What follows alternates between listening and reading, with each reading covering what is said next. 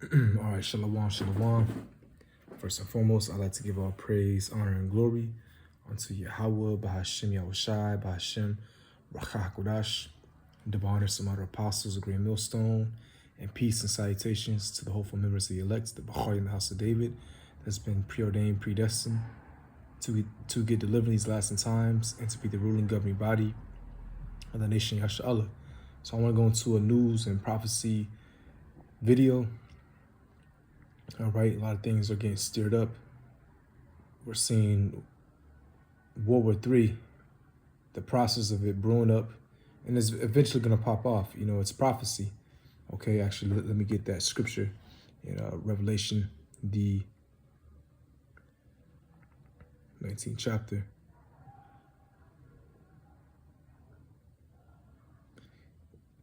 You know, it's going to happen soon. All right. When exactly, we don't know the exact date, but we know according to prophecy, it will pop off, World War III. Okay, but before that, it has to be the implementation of the microchip, which is the MOTB, the mark of the beast. Okay, so this is Revelation chapter 19, verse 10. And I fell at his feet to worship him. And he said unto me, see thou do it not, I am thy fellow servant, and of thy brethren that have the testimony of Yahushai, worship the Most High Yahweh. For the testimony of Yahushai is a spirit of prophecy. So these prophecies will come to pass, you know. And if you're in the spirit of Yahweh Bashmashai, you'll be doing what? You'll be prophesying, okay? Looking at the news, seeing what's going on, okay? You'll be in the mindset of prophecy, okay? Like the scriptures say, I believe that's in Ecclesiasticus, you know, how our mind is occupied in prophecy. This says Russian Navy vessels to dock in Havana, Cuba, insist no threat. So we already know that Cuba and Russia have ties together, all right, simply allies. You know, the whole Cuban Missile Crisis. Actually, let me look that up real quick. Back in the 60s. Let's see. Cuban Missile Crisis. Let's get a little background. Okay. From 1962 on October 16th to October 29th, 1962. So it says the Cuban Missile Crisis, also known as the October Crisis in Cuba or the Caribbean Crisis, was a 13-day confrontation between the government of the U.S. and the Soviet Union when American deployments of nuclear missiles in Italy and Turkey were matched by Soviet deployments of nuclear missiles in Cuba, right? And hey, now look what they're doing. All right, they're going to Cuba, okay, and sending over, you know, missiles. It says Havana says fleet does not have nuclear missile weapons, but arrival comes amid rising tensions between Russia and the United States over Ukraine. Okay. Well, I take that back. Maybe they're not sending missiles. Look, let's read, because I thought I saw something that mentioned that, but let's read, okay? It says 4 Russian vessels, including a nuclear-powered submarine, will arrive in Havana next week, Cuban officials have said. Cuba's Ministry of Foreign Affairs said on Thursday that the vessels, none of which carry any nuclear weapons, okay, will dock in the Cuban capital between June 12th and 17th, as ensuring that their presence does not represent a threat to the region. Okay.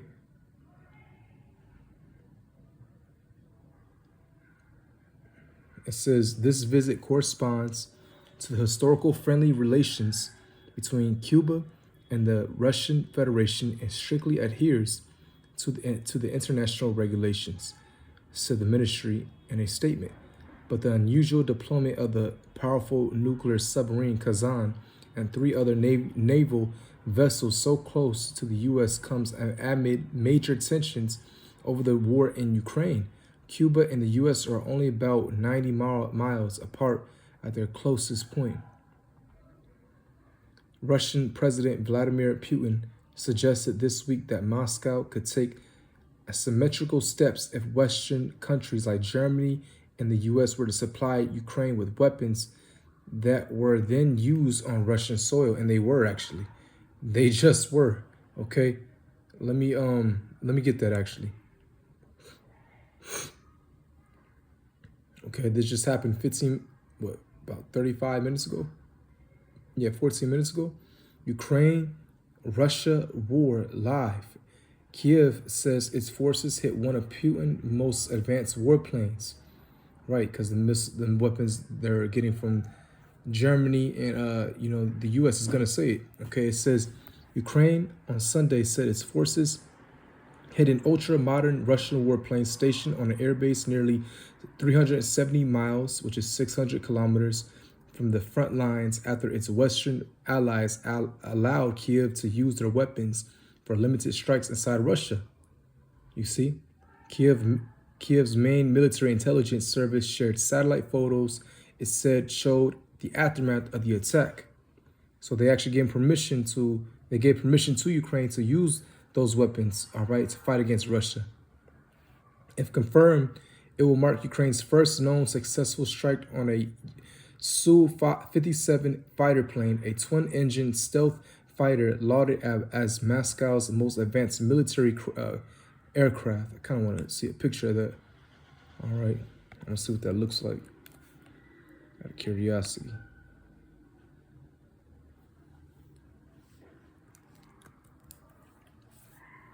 And see, hey, the Lord's putting that warrior spirit back in Russia, okay? How they were as the Soviet Union, you see? So that's what it looks like. You can see it, hopefully. Okay.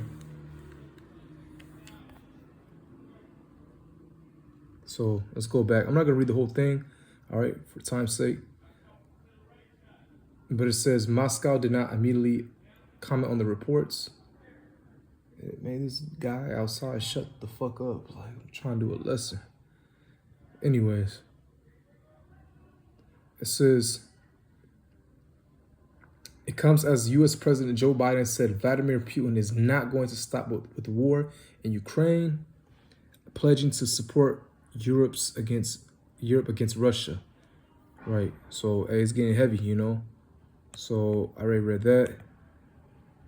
Okay.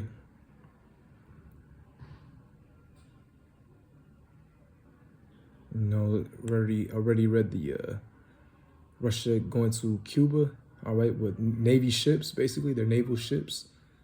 Okay. So I'm gonna read a little bit of this. Berlin lets Ukraine use German weapons against targets in Russia after the US also eases its stance. Okay. And just earlier, we got the article. They did use their weapons. They just hit a ultra modern warcraft. You know, a Su-50. What it said, a 57. You know, military aircraft. Okay, so yeah, I'm not gonna read the whole thing.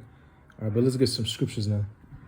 All right, because this war is brewing up, man. Okay, this war is brewing up. All right.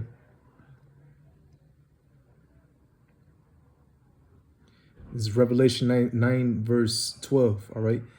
One woe is past, and behold, there come two woes more hereafter. Right. So the one woe was World War One from 1914 to 1918. All right. The second woe, World War II, was 1939 to 1945. All right, with the the beginning invasion of Poland when Germany invaded. Okay, and then World War III is in the process. It's brewing up. Okay, so this thing is intensifying. All right, and Russia was basically telling the West, like, hey, you guys better calm down, because things can escalate. All right, things can escalate. A war with NATO. I'm trying to see if I can get that article, because I had another one, but I can't seem to find it. So bear with me. Let's just type in Russia.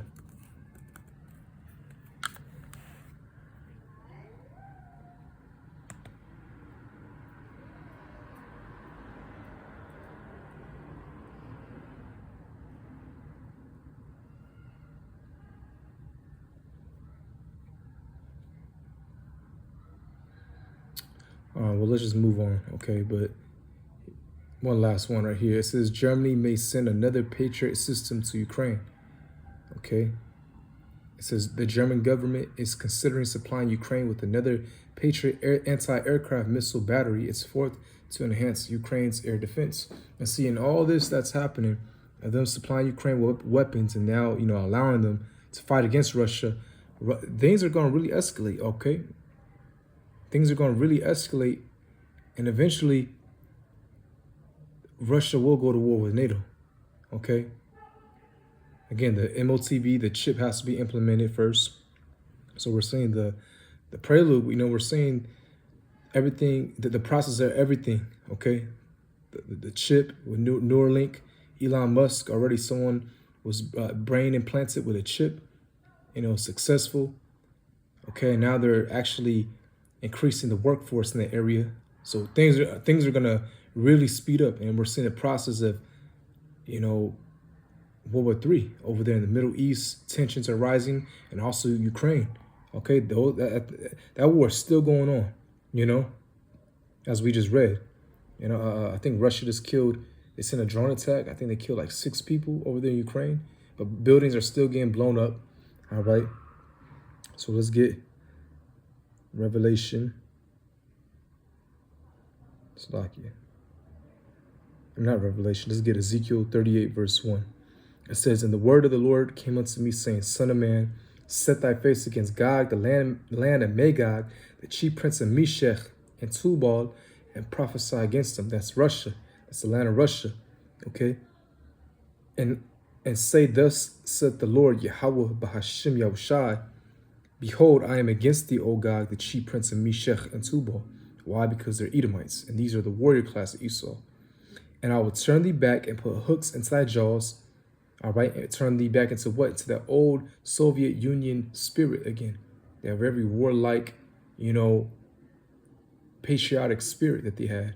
Okay, and if you look at Russia's military, how they train, those are some bad mofos. Okay, Russia ain't playing, and they're advancing in their weaponry as well. And it says, "And I will bring thee forth in all thine army, horses and horsemen, all of them clothed with all sorts of armor, even a great company with bucklers and shields, all of them handling swords." Your modern day sword is the gun. All right, armor, horsemen, tanks, armor, bulletproof suits, okay, shields, anti-missiles defense systems, and I can go into tanks as well, and just they're advancing their military and into their military weapon, all right, into their military might. You see, then I think I just read something in here how talking about military drills. Hold on, let me see. This thing will load.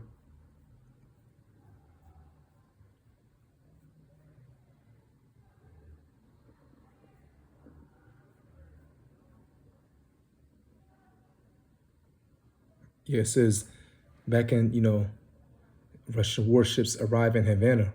It says the announcement of Cuba comes one day after a U.S. official told reporters that Russia had plans to send combat vessels into the Caribbean region, including 2 allies, Cuba and Venezuela, and conduct naval exercises. Tensions between the U.S. and Russia have increased since Russia's 2022 invasion of Ukraine, and Russian naval activity through routine in the Atlantic has ratcheted up because of the U.S. support for Ukraine. See?